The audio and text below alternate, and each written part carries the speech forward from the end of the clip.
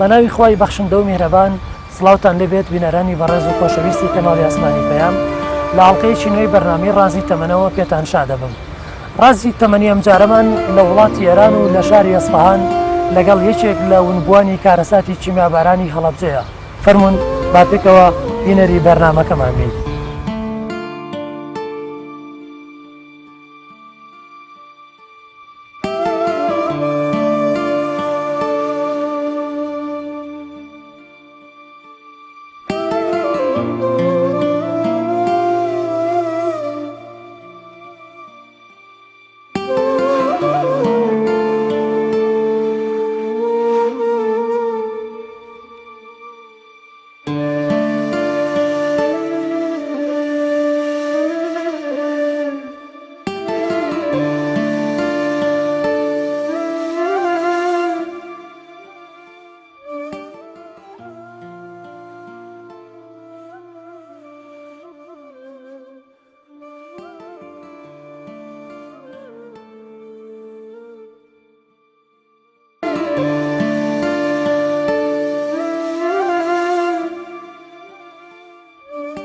عرض سلام و ادب و احترام، خوش آمدگویی خدمت شما عزیزان.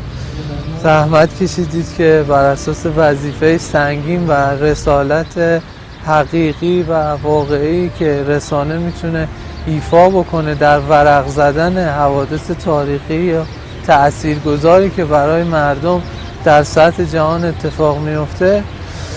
خب من محمد امین اسماعیلی هستم، 32 ساله، متولد 16/12/1366 به تاریخ تولدی که خانواده ایرانی من گرفتن برای من و مدارک شناسنامه‌ای و هویتی که در ایران برای من گرفتن. اینجا هم که الان 10 اسفند ماه 1397 چهارباغ هستیم در استان اصفهان، جایی که من 12-13 سال توش بزرگ شدم و خاطرات کودکی و ریزه درشت دیدم.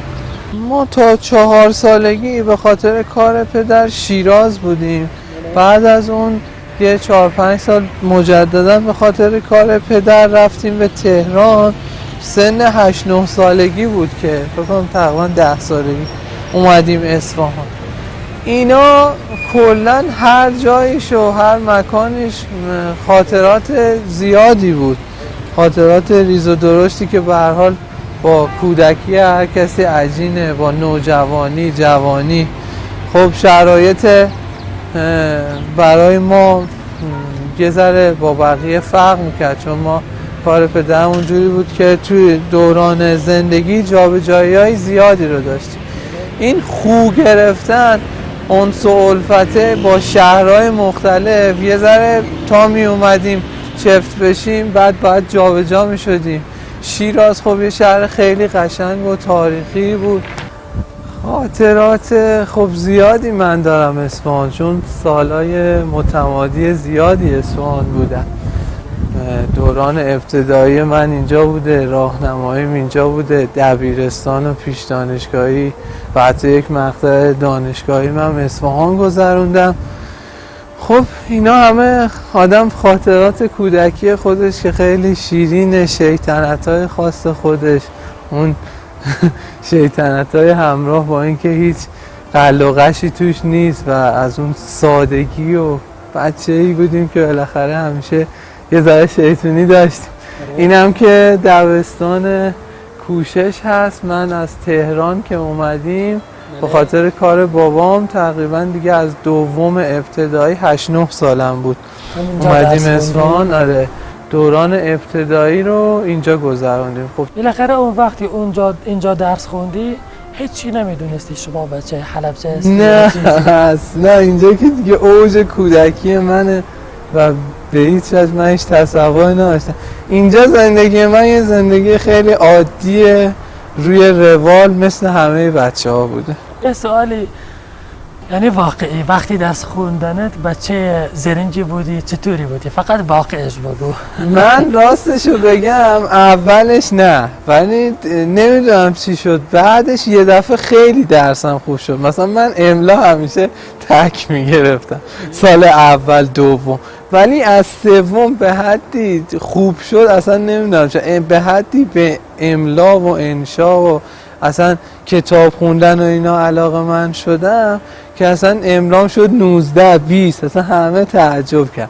ولی خب کلا روی درسای فرمولی و ریاضی و اینا از اولش علاقه نداشتم، به خاطر همینم اصلا رشته های ریاضی فیزیک و اینا رو تو دانشگاه و اینا انتخاب نکردم. انسانی. آره ما بگین چیزهای ادبی. آره من سمت ادبیات و اینا بود. توی دبیرستان رشته‌ای که انتخاب کردم قبل از دانشگاه همون ادبیات و علوم انسانی بود.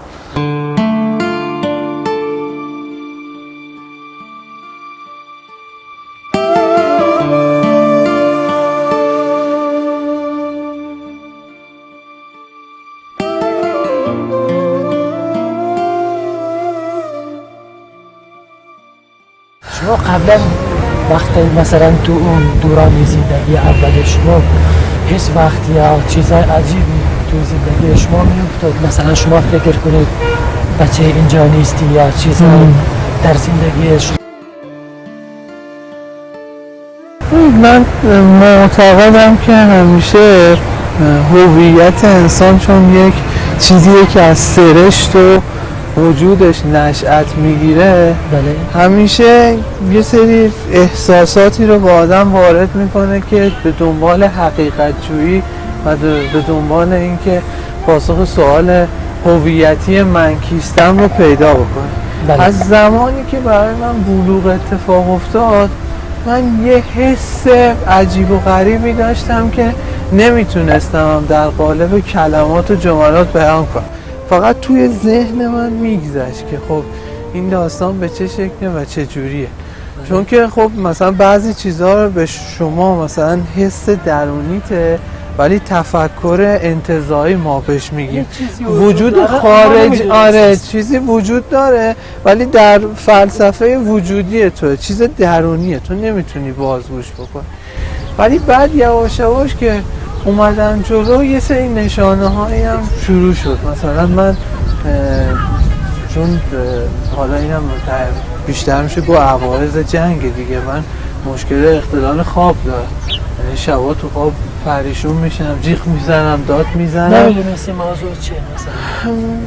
به هم میگفتن اینا مثلا میتونه عوارض جنگ باشه. خب بله. ولی این که حالا داستان چیه دقیقا نه، ولی مثلا 2-3 بار مثلا خوابایی دیدم، خوابایی که مثلا توی یه مناطق سرسبز بزرگی یه اشخاصی مثلا می اومدن می رفتن که بعدها مثلا پیش خودم تعبیر کردم که این میتونه مثلا عزیزایی باشه که من مثلا حالا که میچینم کنار هم که قضیه از اون وقتی که معلوم شد اینا مثلا همون عزیزاییه که مثلا من از دست دادم تو دوران جنگ و این بالاخره برای من وجود داشت. این پیش زمینه این فیدبکه وجود داشت که همیشه یه جورایی این یه چیزی با یه چیزی نمیخون که داستان قصه من داستان روال عادی نیست. مثل همه توی مقطعی مجبوری سکوت کنی، توی مقطعی مجبوری مخفیانه پیگیری بکنی و حالا که دیگه خب قضیه مشخص شد.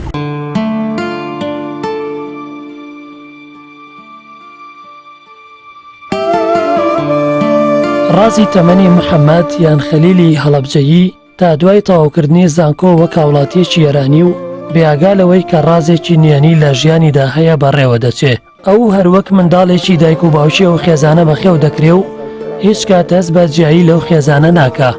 من بۆ زانینی بەسەراتی چۆنێتی وەرگرتن و بەخێوکردنی خەلیلی ونبووی هەڵەبجەیی لە دوای کارەساتی چیمیابارانی هەڵەبجە و لەلایەنە و خێزانە ئێرانیەوە لە شاری ئەسفەهان سەردانی ماڵی باوکی محەممەد یان خەلیلی ونبووی هەڵەبجەم کردو. هەر سەرەتاش لە یەکەم دیدارم لەگەڵیان و لە ئامێزگرتنی محەممەدی عزیزیان بۆم ڕوون بوویەوە کە ئەوان چەندە خێزانێکی گەورە و مرۆڤ دۆستن کە توانیوانە منداڵێکی ونبوو بێکەس لە وڵاتێکی دوور لە زێدی خۆی بەو شێوازە بەخێو بکەن. باوکی محەممەد تەمەنی 82 ساڵە و بە چاوی پڕ لە عیشق و خۆشەویستیەوە باسی یەکەم ساتی بینینی منداڵێکی ڕۆحشیرین دەکا و ئەو دەڵێت ئەو منداڵە کە لە شەڕی بەعزدا هاتە لای ئێمە تاوەکو ئەم ساتە بە جوانترین و پاکترین شێواز پەروەردەمان کردووە.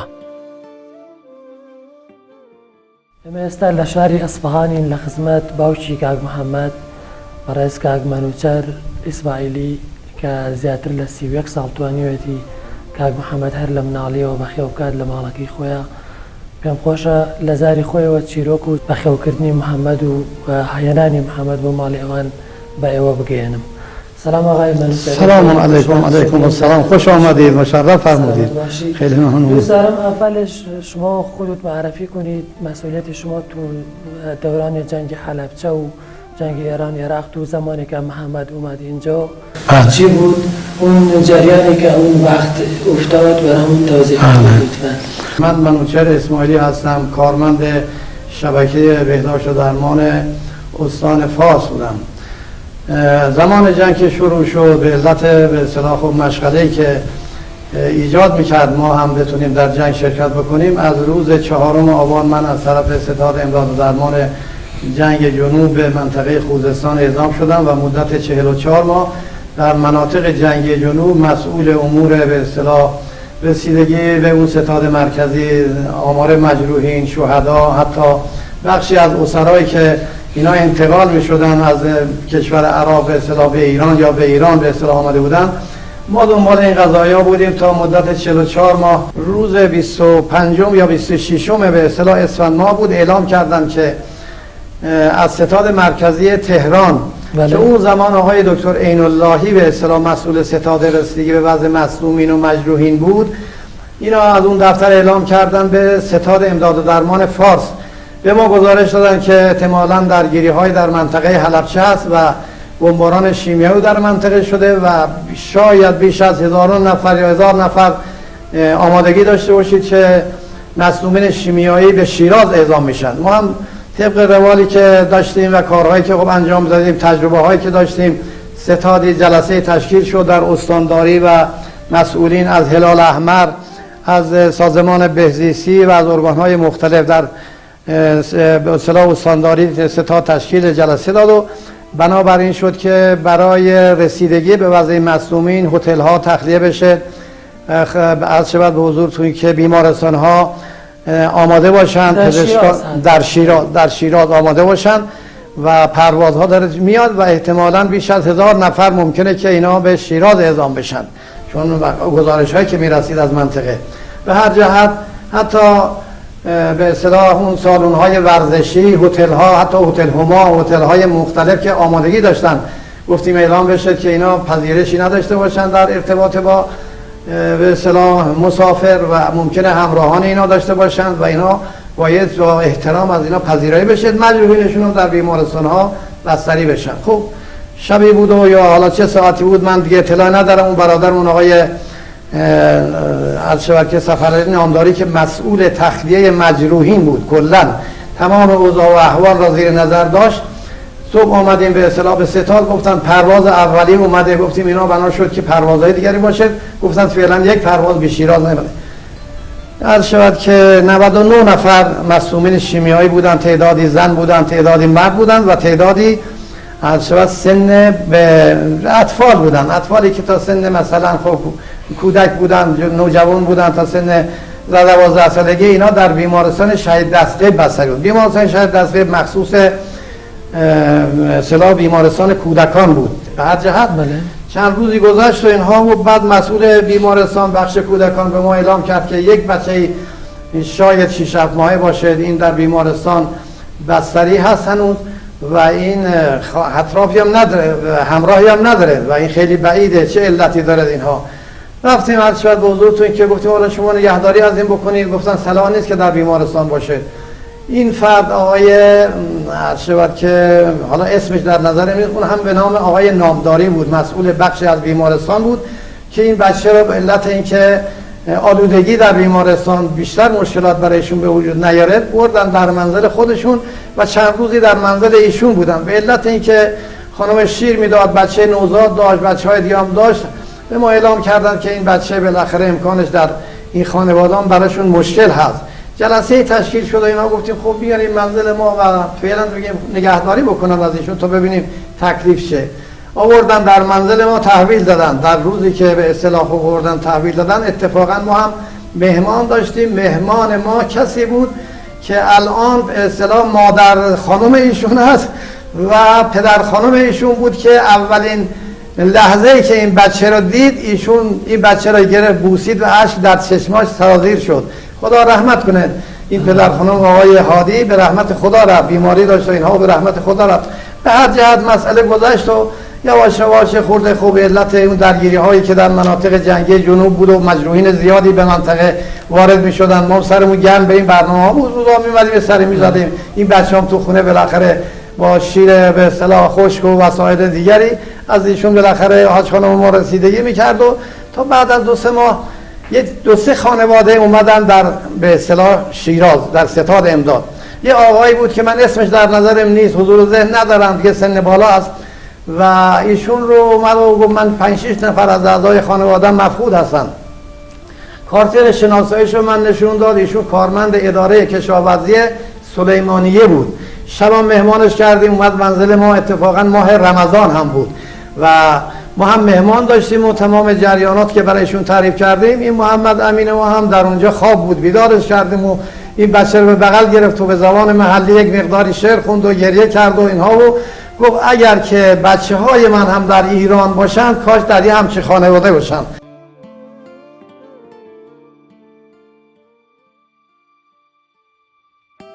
بەبینینی دایکی محەممەد و ڕوانینە پڕ عیشق و خۆشەویستیەکەی بۆ ئەو منداڵەی کەسی 1 ساڵە پەروەردەی دەکات، ئەو هەستت لا دروست دەکات کە چەندە دایکێکی میهرەبان و گەورە بووە. ئەو کاتێک کە منداڵێکی بێکەسوولانەی خوار 1 ساڵی تەمەن دێننە بەردەستی و ئەویش باوەشی پرسۆز و میهرەبانی بۆ دەکاتەوە بۆ ئەو منداڵی کە هەر کەس لە خانەوادەکەی قسەی بۆ دەکردم باسی یەکەم لەحزەی چوونە ژوورەوەی بۆ ماڵی جەنابی کاک ئیسماعیل دەکرد کاتێک خەلیلی ونبووی هەڵەبجە دوور لە باوەشی دایکە هەڵەبجەیەکەی و بە زگی برسێتی و شەکەتی بڕینی هەزاران کیلۆمەتری ڕێگای هەڵەبجە بۆ شیراز تەنجی پێڵ دەچنێ و لە تاو برسێتی و ماندوێتی دەست بۆ هەر شتێک دەبات.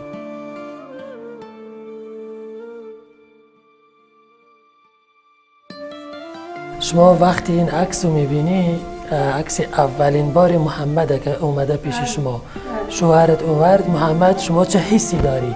چه فکری میکنی وقتی این عکس رو میبینی؟ خیلی احساس خوبی. بسم الله الرحمن الرحیم. به نام خداوند بخشنده گشایشگر که خدا همه کارا رو خودش جفت و جور میکنه. من نکردم، خدا به من توانشو داد. خدا مهر و محبتشو به دل من گذاشت. من به خاطر این طفل این کار رو کردم، نه به خاطر ثواب، نه به خاطر این که حالا بگم یه کاری کردم، یه کاری انجام دادم پیش مردم بگم من این کار رو کردم. خونم هم خالی نبود، یه بچه دیگه هم بود، ولی من اول به خاطر خود این طفل، دومم به خاطر اون منطقه‌ای که اون مصیبت به سرشون اومده بود. گفتم این بچه نره یه جایی که دست یه آدمای ناجوری بیفته، فردا آیا چه به سرش بیاد. از بهداشتش، از همه چیزش، از همه لحاظ، از خوراکش، از پوشاکش، از محبت مادری کمش نذاشتم. همه کاری براش کردم. خدا شاهد. یه دستم به علی بود، یه دستم به محمد. مادر حاجی هم پا شکسته بود لگنش، تو خونم بستری بود. 7-8 ماه این مادر تو جا بود. بعد بردنش خون. 3 تا، اون بچه و اون بچه و اون مادر رو ضبط کردن. حاجی هم تو ستاد دستش بند بود، تو ستاد مجروحی شیراز. صبح میرفت شب میمد، ولی ما این محمد رو چشمم نذاشتم یکی خم به ابرو بکنه جلوش، نذاشتم یه جایی بره یکی یه تشری بهش بزنه، یه قیزی بهش بکنه. اینقدر برام عزیز بود. مثل یک گلا بوش کردم، بزرگش کردم، مواظبت ازش کردم تا جوون 20 سالم که بود اینجا اگر شب 1 ساعت از مسجد دیر میمد میرفتم سر کوچه وای میسادم ببینم راست میگه مسجده یا رفته جای دیگه با دوستی کسی. اهل این چیزام نبود. خیلی خوب بود. محمد خیلی جوون سر به راه و خوبی، علی هم همینجور، ولی محمد یه خلق و خوی دیگه ای داشت. خیلی تلاشگر بود. حالا مادر اصلی محمد پیدا شده. بله. شما چطور فکر میکنید؟ افتخار میکنم. خیلی دوستشون دارم. مادرشو که دیدم خیلی خوشحال شدم. انقدر بوسیدمش، انقدر اون منو بوسید، انقدر شادی کردم. من هیچ وقت جلوی فامیل یه دستی تکون نداده بودم، خدا شاهده. اون شب از خوشحالیم همینجور میپریدم بالا، میپریدم پایین، خوشحالی میکردم. محمدم نسبت به ما خیلی مهربونه. از وقتی هم که شنیده و دنبال این برنامه هاش بوده، با ما همون جوری که اون محبت قبلی رو داشته حالم داره. بیشترم حتی بیشترم تلفن که میزنه مامان بابا چطورید خوبید، من دلم میخواست که با مادر خودشم گرم باشه، با مادر خودشم همینجور باشه. زنگ زدم پریشب بهش، گفتم محمد به مامانت سلام برسون، به مادرت، اون مادر شما هست، من مامان شما هستم. یه روز از مدرسه اومد، دیدم که ناراحت بود، گفتش که آقای ناظم با چوب زده کف دسته. فردیدم هم آزاد زده بود. فرداش رفتم تو مدرسه، همینجور اشک میریختم. گفتم آقای قاسمی شما چه میدونید که این بچه، نگفتم اون حقیقتو، گفتم شاید سید باشه، شاید یتیم باشه، چرا زدی کف دست؟ چرا با چوب زدی کف دستش محکم؟ خدا شاهده اشک میریختم قلم به قلم. خودشم نمیدونه، به خودشم نگفته. اینقدر دلم براش مواظب بودم صدمه نبینه. دایکی خێزانی محەممەد یان جوانتر بڵێم بە زمانی کوردی خەسووی محەممەد بێبەش نییە لە هاوئاگایی سەرەتای چوونی زاواکەی بۆ نێو ئەو خانەوادە ئێرانیە و بەو پێی هاوکات پوری محەممەدە لە ئێراندا. ئەو بە هەمان سۆز و خۆشەویستیەوە و لە دوای 24 ساڵی تەمەنی محەممەد دەکاتە زاوای خۆی و ئەو باسی جوانی ئەخلاق و بەرزی ڕەوشی محەممەدی کرد و تەنانەت وتی هەر یەکەم لەحزەی بینینی محەممەد خۆی و هاوسەرەکەی خۆشیان دەویست و بە سۆز و میهرەبانیەوە لا ئامێزیان دەگرت. نوروز سال 67 بود. ما از تهران به اتفاق خانواده رفتیم شیراز منزل خواهرم آقای اسماعیلی و خانومش. رفتیم اونجا برای دید و بازدید عید نوروز. بعد شب تقریبا اول دوم فکر کنم فروردین بود. ما شب اول اونجا موندیم. فردا صبح حدودا ساعت 8 بود، 8 صبح، 8 و نیم اومدن زنگ خونه رو زدن. شوهر خواهرم رفت دم در رو باز کرد. 2 تا آقا دم در بودن، یه بچه بغلشون بود. بعد ما از تو اتاق که نگاه می‌کردیم دیدیم، نرفتیم تو حیاط. بعد شوهر خواهرم با اونا صحبت کردن و اینا، دیدیم که بعد از یه مدتی که گذشت بچه رو دادن تو بغل شوهر خواهرم و خداحافظی کردن رفتن. خواهرم اومد جلو گفت کی بود؟ مهمان اومد برامون، چرا رفتن؟ شوهر خواهرم گفت بله مهمان داریم از حلبچه. بعد شوهر خواهرم اومدن داخل. این بچه‌م خیلی بچه زیبارو و قشنگی بود و خیلی هم بیقراری میکرد، گریه میکرد زیاد. 2 تا دندون کوچیک تازه در آورده بود. بعد 2-3 تا هم تاوه رو صورت و پشت دستاش بود، سرفه هم میکرد.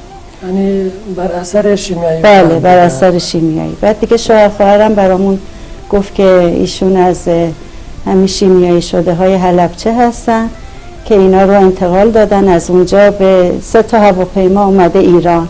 بالاخره محمد پیشی خانواده ایرانیش بزرگ میشه. بله. و آخرش داماد شما میشه. بله. این داستان چطوری بود؟ خاله محمد جون هستم و این بچه رو ما خیلی دوست داشتیم، خیلی واقعا. من خودم وقتی این بچه رو دیدم عاشقش شدم. کل خانواده، همه فامیل علاقه خاصی به محمد جون داشتیم، همه دوستش داشتیم. و الحمدلله خیلی هم ذات درستی خود این بچه داشت، خیلی خوب تربیت هم شد و انسان خیلی خوبی و جوون برومندی شد. با تحصیلات عالی لیسانس حقوقش رو گرفت و بعدم اومد خواستگاری دختر من شد داماد خودم. الحمدلله شد دوباره بچه خودم. حالا الحمدلله ازش راضی. خیلی خیلی واقعا جوون خیلی خوب، پاک، مؤمن. خیلی واقعا تبریک میگم به اون پدر مادری که اول این بچه رو ذاتش رو به وجود آوردن و به دنیا آورد اون مادر. واقعا خیلی تبریک بهشون میگم.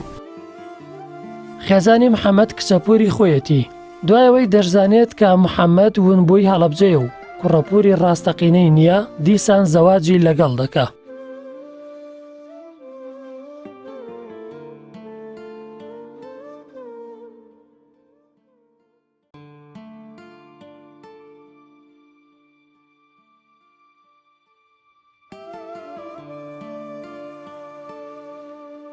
نه، میدونستم قبل از اینکه بیان برای خواستگاری پدر محمد اومد تهران و نامه‌ای که داشتن آوردن و همه چی رو دقیق برای من گفتن. خب خانوادم که در جریان بودم، منم یه چیزایی میدونستم ولی خیلی دقیق نه، که بعد همه چی رو گفتن و منم خیلی دوست داشتم که در کنار محمد باشم.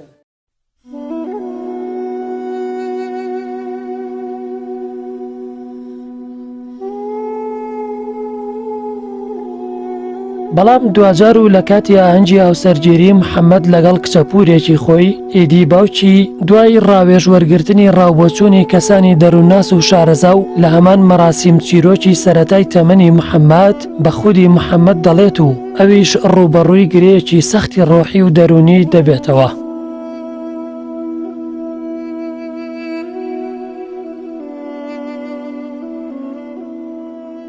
البته شکای خب برده بودم دیگه، برام تو سن 22 سالگی مسجل شد که من یک گذشته‌ای دارم، یه جریانی دارم، ولی این که مثلا بخوام فکرم پر بکشه به این که من بازمانده یک حادثه مسکوت مونده تاریخی هستم، بمباران شیمیایی حلبچه کجاست؟ داستان چیه؟ قصه چیه؟ نه.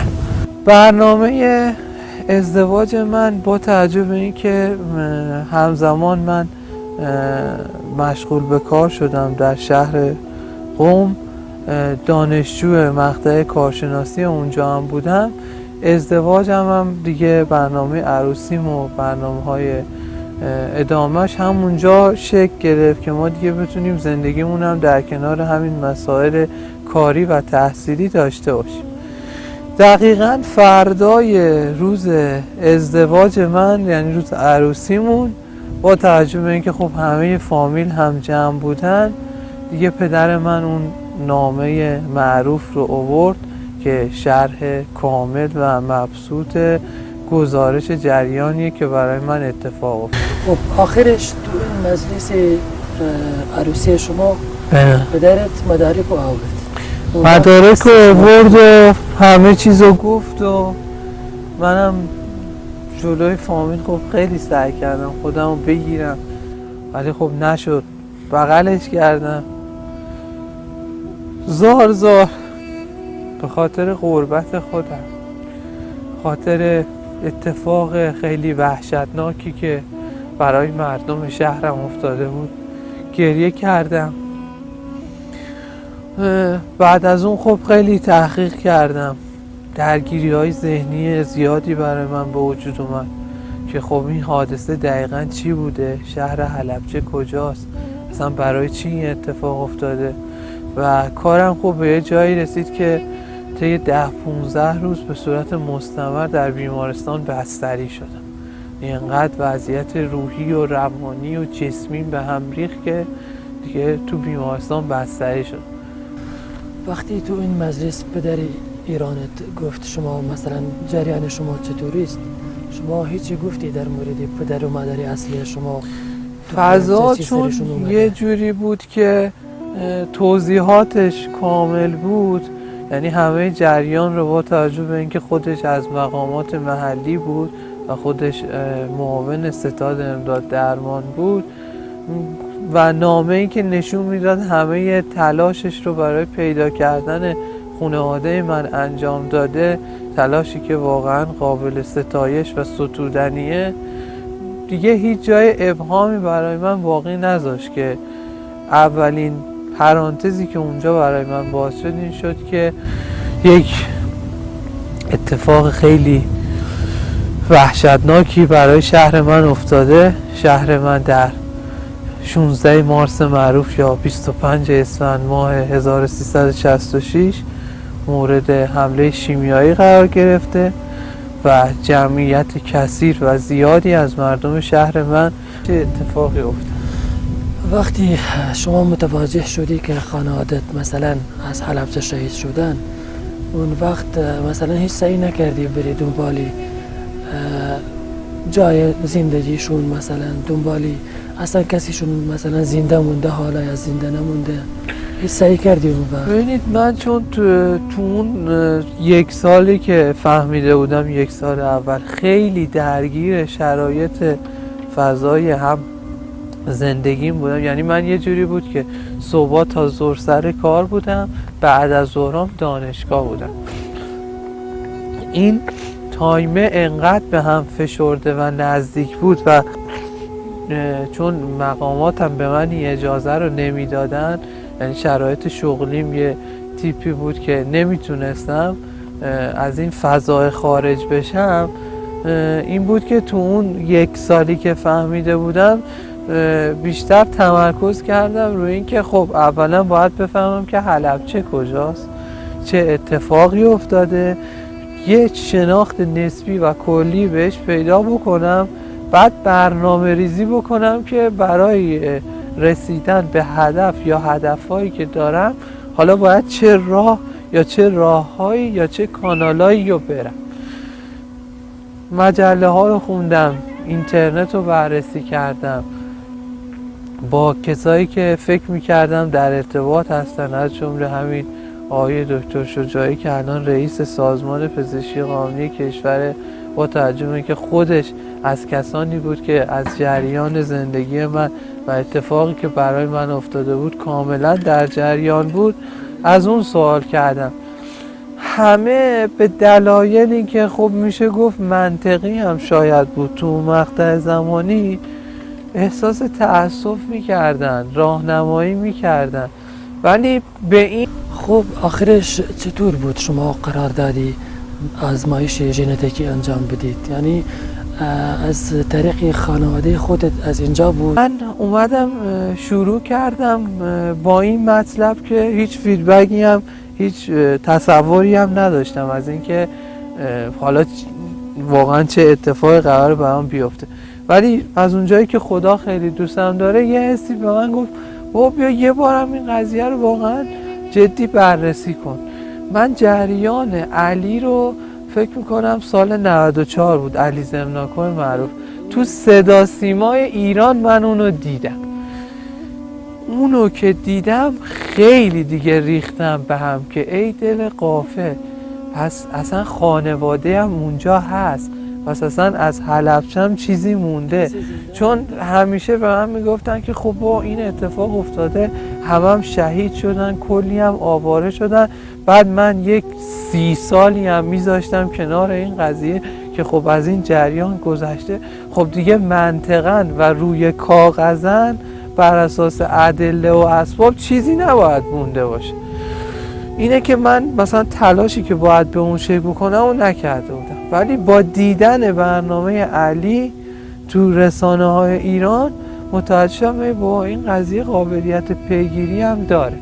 از طریق بنیاد شهید و یه نمونه ای رو دادم که مرکز ژنتیک انسانی وجود داره در کشور ایران که به طور کلی روی شهدا و که از مناطق جنگی میارن و مفقود الاثر هستن یا حوادث حالا دست جمعی که اتفاق میفته که نیاز باشه نمونه هایی رو میگیرن و یه بانکی اونجا داره. با نیروهای نظامی چون در ارتباط بودم، چند تا دوست داشتن، گفتم بد نیست شما یه نمونه ای بده.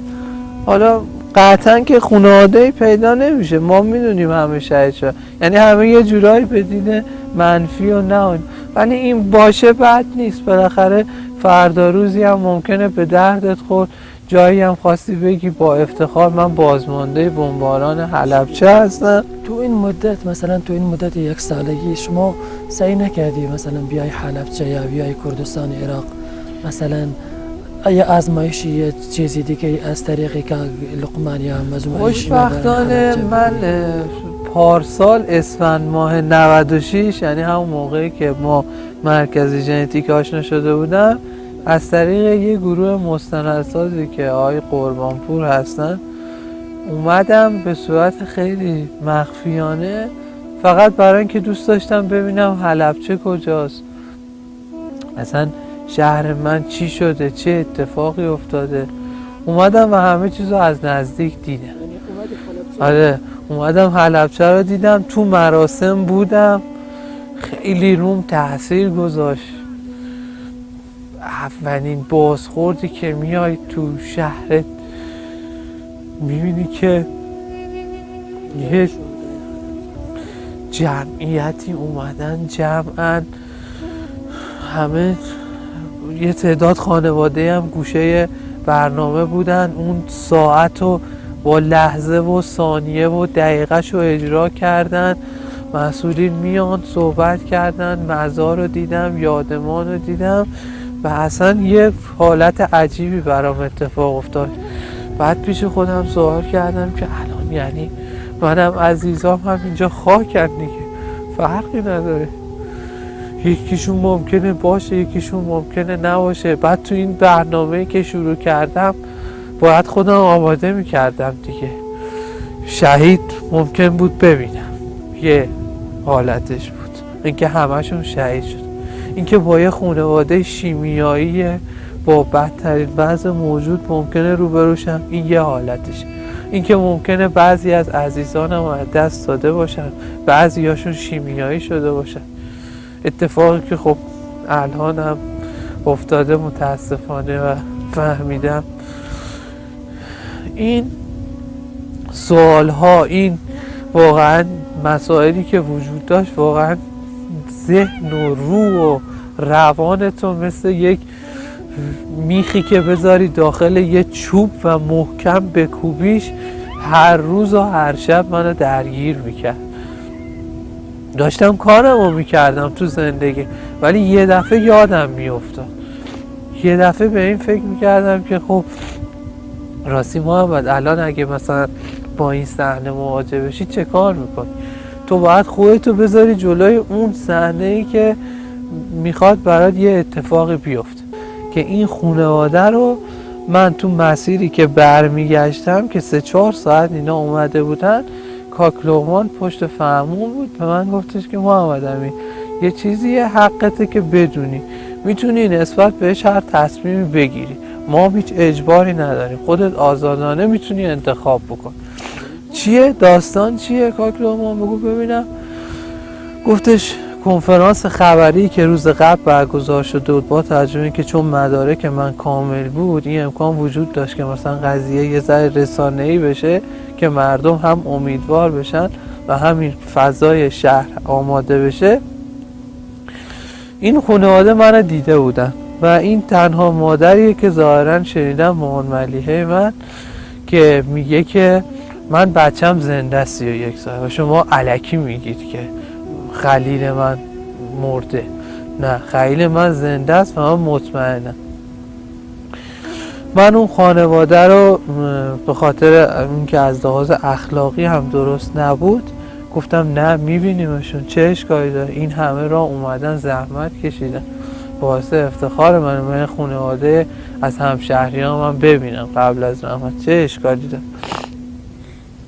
دیگه اینا رو دیدم. اونجا که دیدم با یکی از داداشام اومده بودن، کاک لقمان، داداشای عراق دیگه حلبچه، خیلی شبیه من بود، اینقدر شبیه من بود که دیگه نشستم تو ماشین ذهنم درگیر شد. اونا هم درگیر شدن. یک عکسی هم داشتیم که خیلی به هم شبیه بود، رد و بدل کردیم بین هم و از طریق خانم فتی و کاک لقمان شماره منو گرفتن. دیگه ارتباطات شروع شد.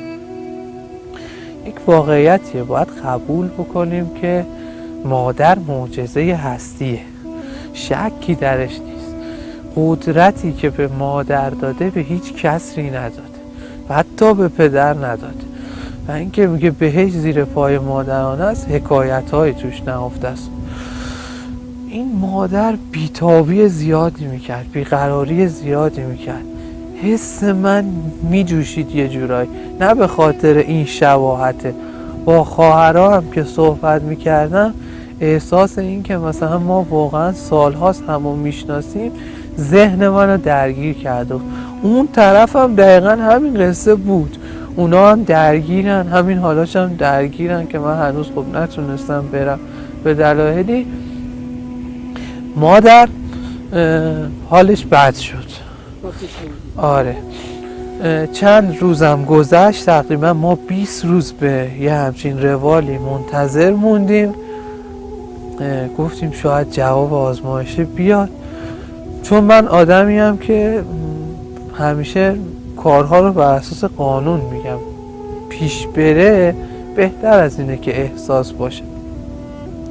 این فرایند و پتانسیل خب وجود داشت که ایران همین قابلیت رو داره که آزمایش رو بیان انجام بدن اینا. ولی چون خواسته از طرف اونا نبود و شرایط یه جوری بود که منم مثلا فقط میتونستم پیشنهاد بدم، صلاح دیدم که چیزی مطرح نکن. ولی یواش یواش دیدم حال مادر خیلی خرابه، بیقراره. به 2 تا دلیل خیلی مهم گفتم که کاک بختیار داماد اون هستن، تو آزمایشگاه هم کار میکنن. گفتم بیاید نمونه رو بدید به 2 تا دلیل.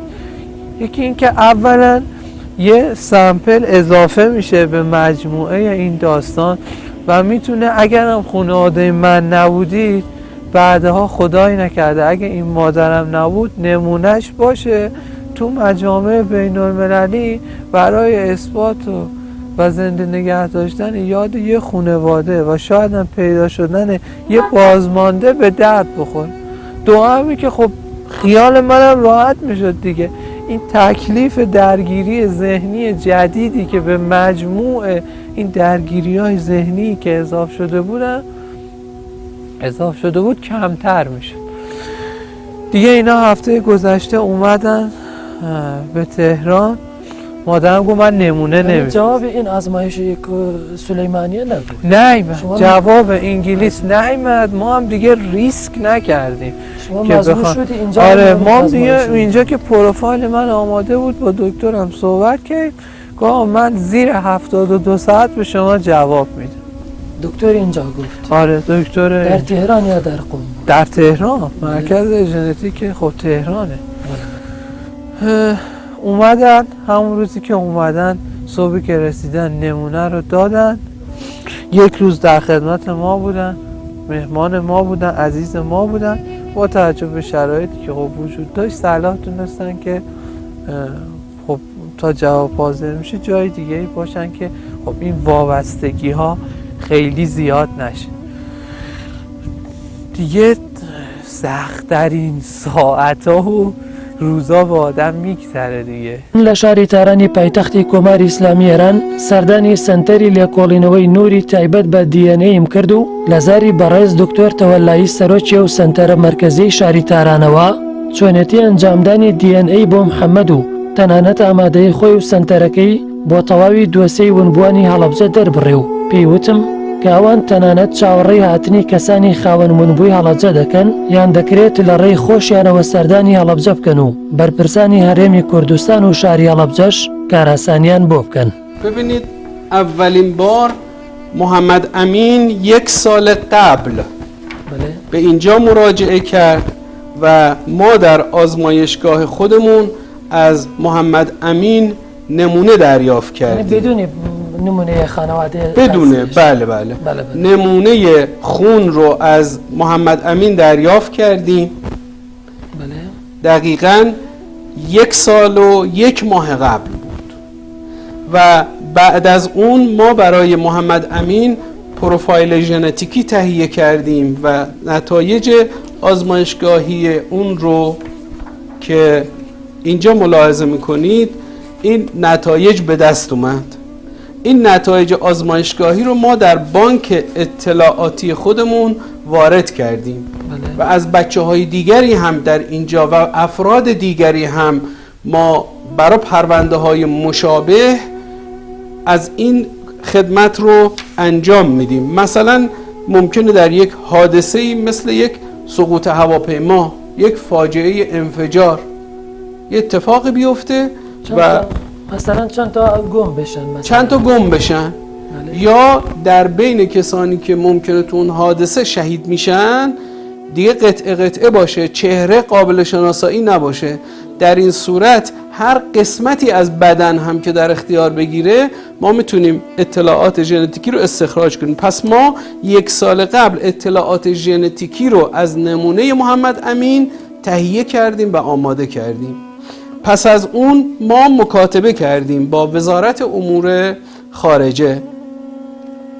این مکاتبه ما مربوط به بهار همین سال 1397 حدوداً 11 ماه پیش و اعلام آمادگی کردیم که ما اگر نمونه از خانواده های قربانیان حلبچه که عزیزی رو گم کرده اند و ممکنه بچهشون به ایران برای درمان منتقل شده باشه و بدون سرپرست در ایران بزرگ شده باشه، ما آمادگی داریم که خدمت بکنیم.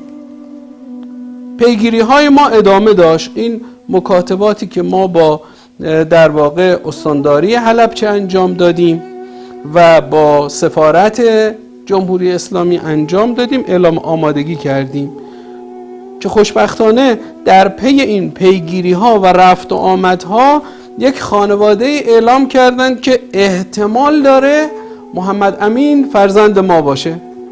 ما باز بلافاصله اعلام آمادگی کردیم که اگر نمونه از این خانواده برای ما ارسال بشه و آزمایشگاه، ما آمادگی داریم بررسی بکنیم و اگر این انطباق وجود داشت اعلام بکنیم که خوشبختانه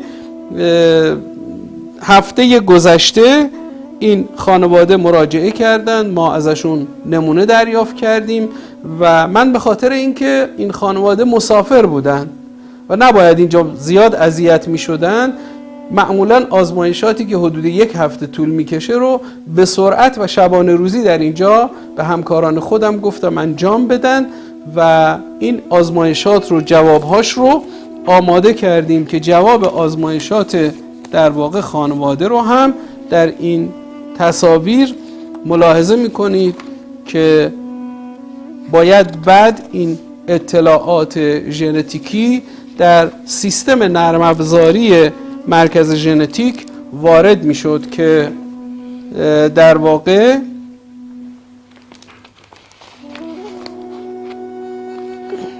در این آزمایش مشاهده میکنید در یک سمت در بانک اطلاعات ما نمونه محمد امین به عنوان فرد مفقود در بانک دیده شد، قرار داده شد و در بخش دیگر نمونه احتمالی منتسب که از مادر حلبچه‌ای اخذ شده بود در اینجا قرار گرفت و جوابهای آزمایشات ما کاملا منطبق در اومد که نتایج باز این آزمایشات رو در این تصاویر میشه خیلی دقیق‌تر مشاهده کرد که 16 جایگاه ژنتیکی استاندارد مورد قبول در سطح جهانی. این جایگاه‌های ژنتیکی برای محمد امین به عنوان یک فرد مفقود یا میسینگ و مادر به عنوان فرد معلوم مورد مقایسه قرار گرفت و تمام این جایگاه‌هایی که در تصویر شما سبز رنگ مشاهده می‌کنید همون جایگاه‌هایی است که من گفتم اطلاعات ژنتیکی هر فرزندی نیمی کاملا مشابه مادره، نیمی کاملا مشابه پدره و اگر ما اینجا نمونه پدر رو هم داشتیم باز قرار میدادیم، اما اینجا انقدر محکم هست جواب آزمایشات و قاطع هست که در واقع بدون حضور نمونه پدر هم کفایت در واقع اطمینان ایجاد میکنه و این نتایج رویه هایی است که در دنیا در پلیس بین الملل و نقاط مختلف مورد استفاده قرار میگیره. رسما برای وزارت امور خارجه ایران مکاتبه شد تا بتونن طی مراحل قانونی و رسمی این نتایج آزمایشات به مقامات دولت مرکزی عراق و اقلیم کردستان عراق تحویل بشه و انشاءالله این یک سرآغازی باشه، یک نقطه امیدی باشه بر اینکه هرچه زودتر با یک همکاری مشترک بین جمهوری اسلامی ایران و دولت و مقامات اقلیم بشود این نمونه های خانواده ها تهیه بشه، بانک اطلاعات خانواده ها در اینجا شکل بگیره. ما هم یک تلاش منسجمی رو دنبال خواهیم کرد تا از طریق هلال احمر جمهوری اسلامی ایران، سازمان بهزیستی جمهوری اسلامی ایران، وزارت بهداشت و همه مؤسسات و سازمان هایی که در سال 66 یاور و مددکار مردم آسیب دیده حلبچه بودند دنبال خواهیم کرد تا سرنوشت و آدرس و خبری از سایر بچه ها هم پیدا بکنیم و با گرفتن نمونه هاشون انشاءالله بتوانیم این گره مفقود بچه های حلبچه رو بگشاییم.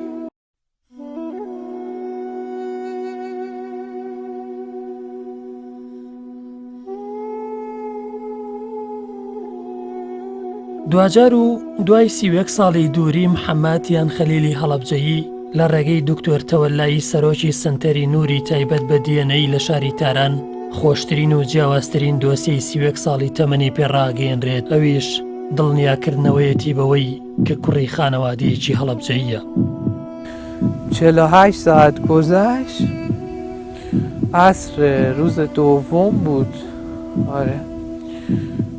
که دکتر زنگ زد گفت هر جا هستی، اگه پشت فرمونی، اگه وایسادی بشین یه جا، یه خبری رو بهت بدم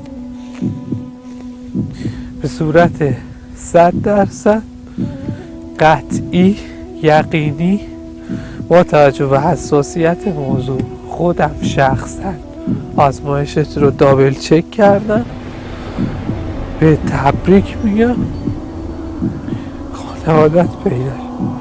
خدای خود دزانی چند زوره لسر جرگو دلم جانی هلبجه. خدای خود دزانی چند زوره لسر جرگو دلم جانی هلبجه.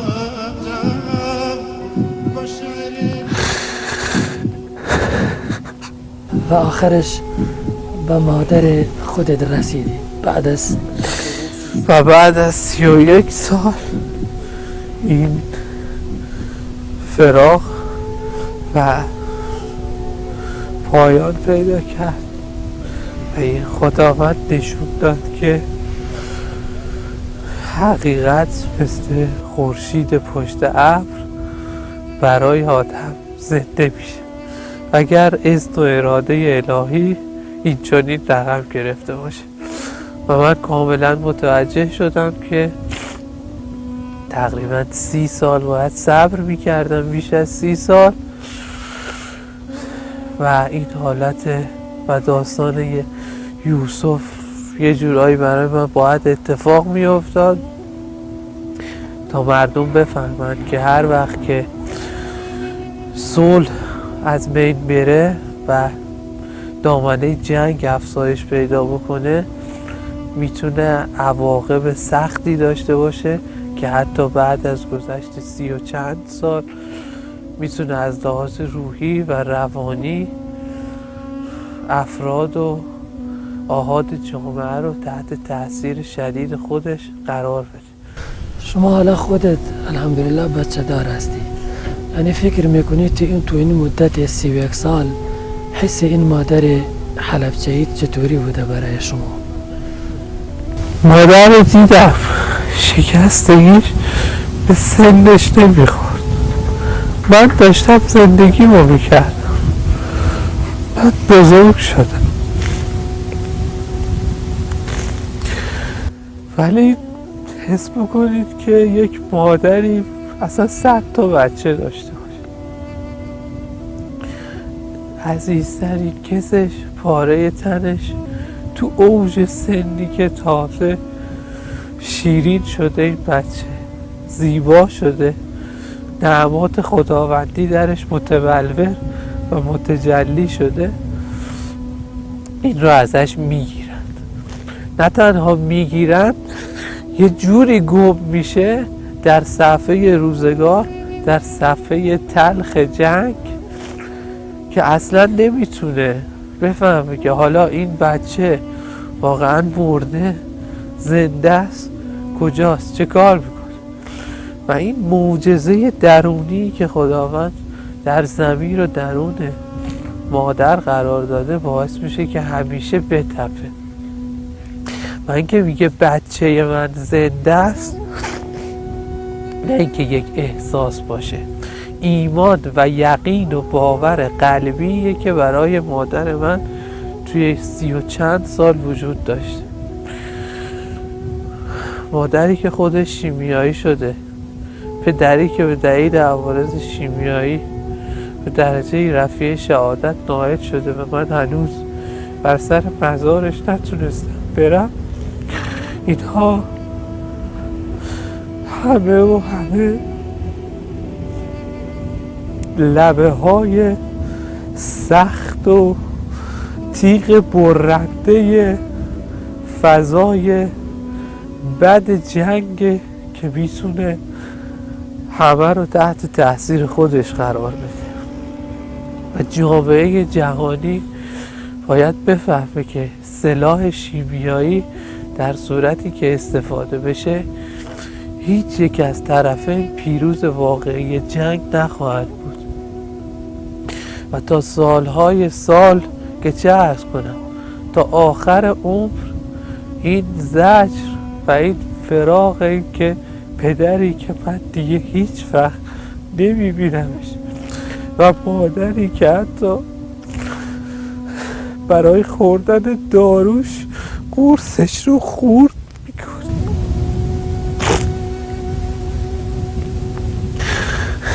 حتی نمیتونه یک غذا رو به راحتی بخوره.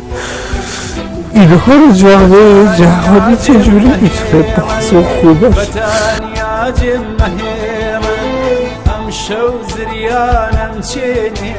امشو زریانم چینه تموم اجدام بپوشه، تموم اجدام بپوشه. چجوری برای ما میتونه جبران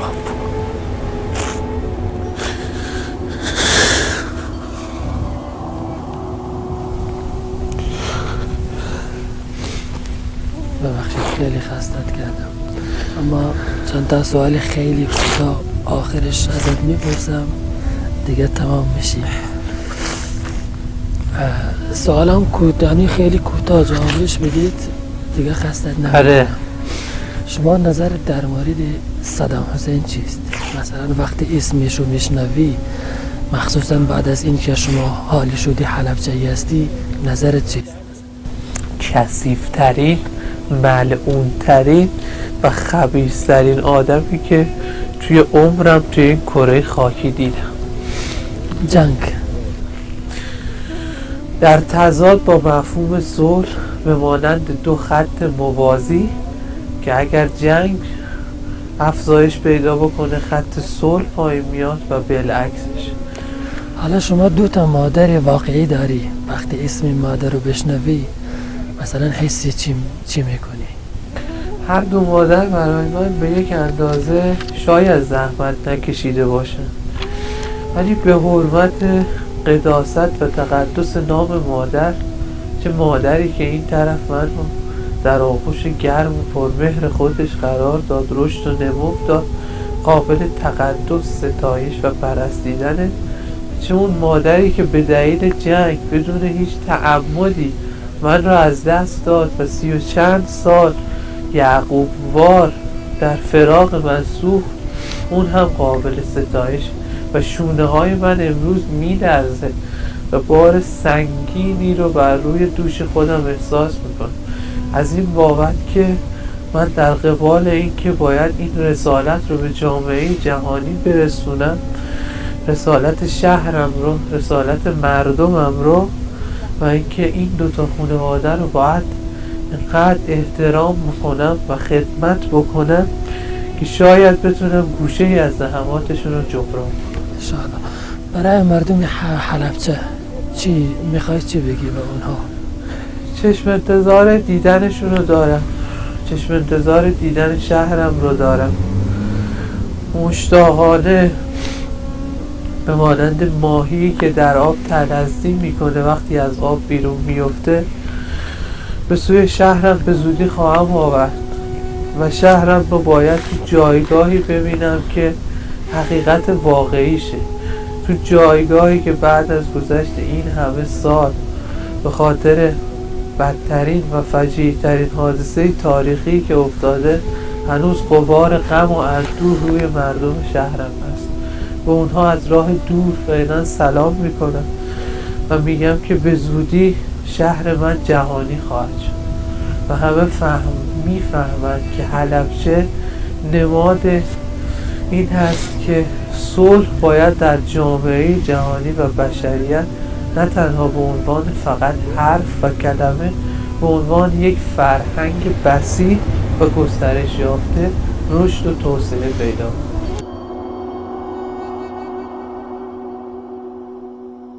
خانەوادەی محەممەدی ونبوو خەلیلی هەڵەبجەیی ئێستا لە شارەدەی بیاری سەر بە پارێزگای هەڵەبجە نیشتەجێن.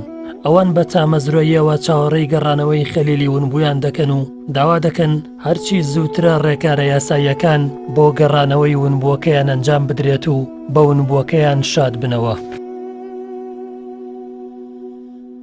ئێتر ئەو ڕۆژیچە من ئەو شەوە وتیان چوارشەمە پێتان نەڵێنەوە، چوارشەمە نەبووە چاوەڕێی بوون وتیان پێنجشەمە دەرچێ، پێنجشەمە دەرنەچوو.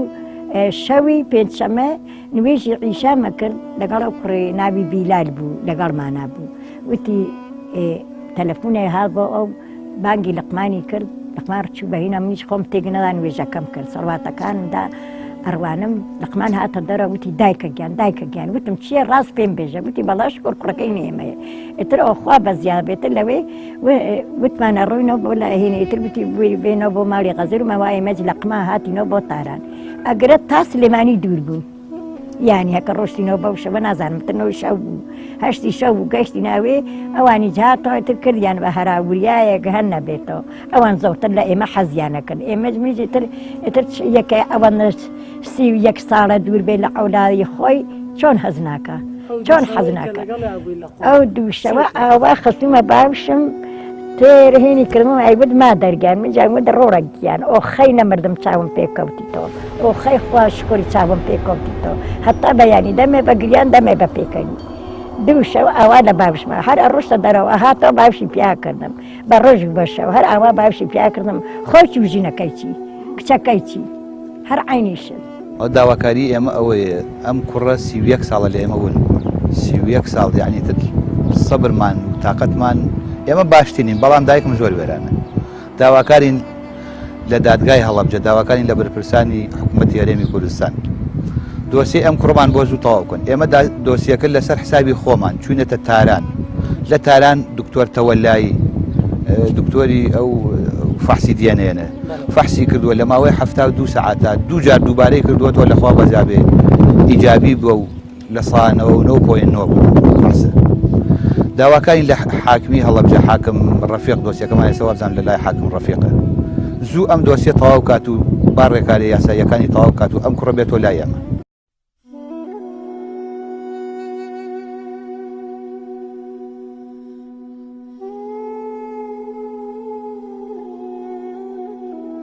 دکتۆر تەوەلایی سەرۆکی سنتەری نووری تایبەت بە دیەنەی لە شاری تاران و لەسەر دۆسیەی تەواوی ونبوانی کارەساتی چیمیابارانی هەڵەبجە پێڕاگەیاندم کە ئەوان ئامادەییان هەیە بۆ ئەوەی سەرجەم ونبوانی هەڵەبجە لە ڕێگەی سنتەرەکەیانەوە و بە ئەنجامدانی دیەنەی بۆیان بە خزم و کەس و کاریان شاد بنەوە ئەوانەیان کە لە ژیاندا ماون. هەروەک داوای کرد کە خاوەن ونبووەکانی هەڵەبجە سەردانی سنتەرەکەیان بکەن یاخود کاراسانیان بۆ بکرێت تاکو ئەوان سەردانی هەڵەبجە بکەن و بتوانن نمونە لە کەس و کاری ونبووەکان وەربگرن بۆ ئەوەی دیەنەیان بۆ ئەنجام بدرێت و هەرچی زووترە هەر کەسێکیان لە ژیاندا مابێت بتوانرێ بە خزم و کەس و کارەکانیان شاد بکرێنەوە.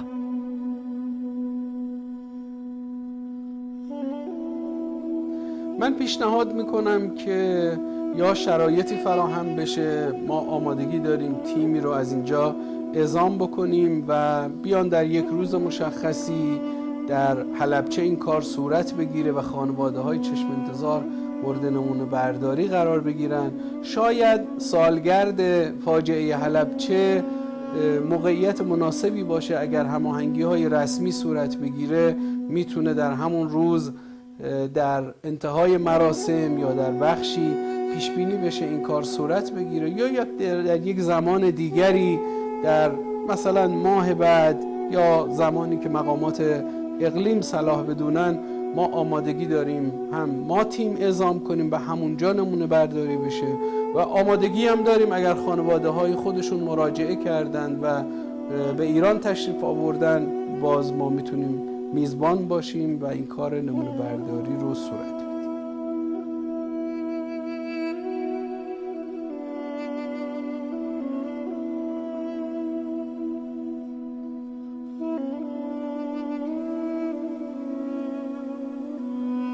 لە دوای بەڕێکردنی 31 ساڵی تەمەنی لە وڵاتی ئێران دوجار محەممەد لە ڕێی مەرجی باشماخی نێودەوڵەتیە و بە شێوازێکی ڕسمی دەگەڕێتەوە شارەکەی خۆی.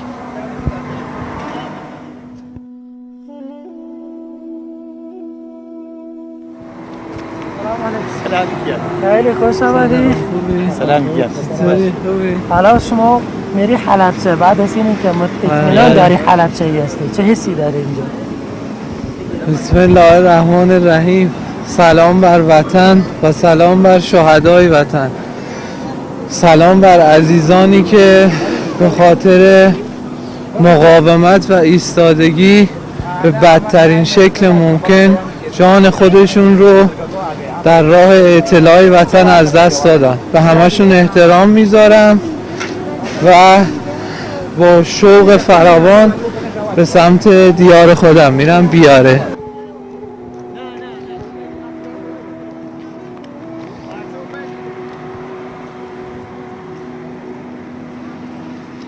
دوای 31 ساڵ ئاشنابوونەوەی براکانە بە یەکتری ئەو دیمەنەی کە دەیبینن.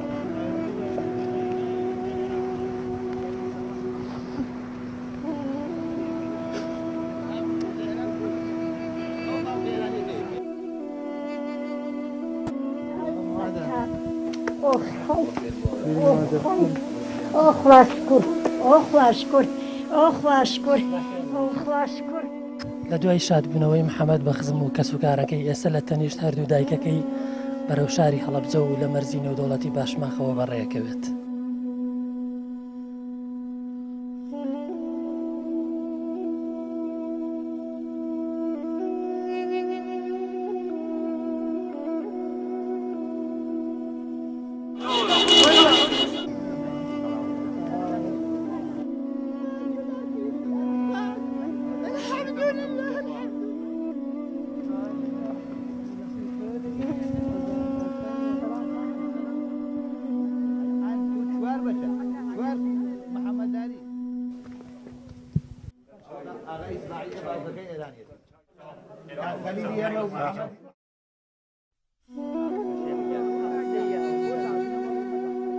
خەلیلی ونبووی هەڵەبجە گەڕایەوە نیشتیمانی دایکی و یەکەمین شوێنێک کە بڕیاری داوە سەردانی بکات گۆڕیە و باوکەیەتی کە یەکێک لە بریندارانی کارەساتی چیمیابارانی هەڵەبجەیە و دوای ونبوونی جگەرگۆشەکەی و پاش چەند ساڵێک بە ڕەحمەتی خوا دەچێ و دەبێتە یەکێک لە شەهیدانی کارەساتی چیمیابارانی هەڵەبجە.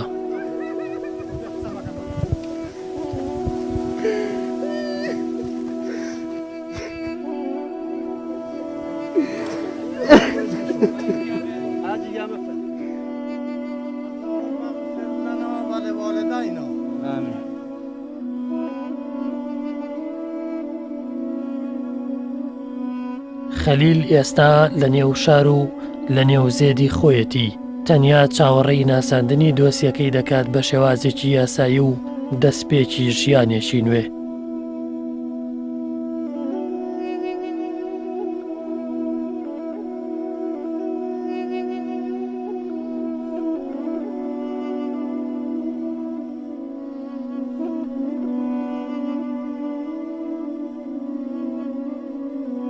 دوجار و لە دوای 31 ساڵ لە دووری محەممەد یان خەلیلی ون بووی هەڵەبجەی شەهید بە کەسوکارەکەی لە شارەدەی بیارە شاد بوویەوە.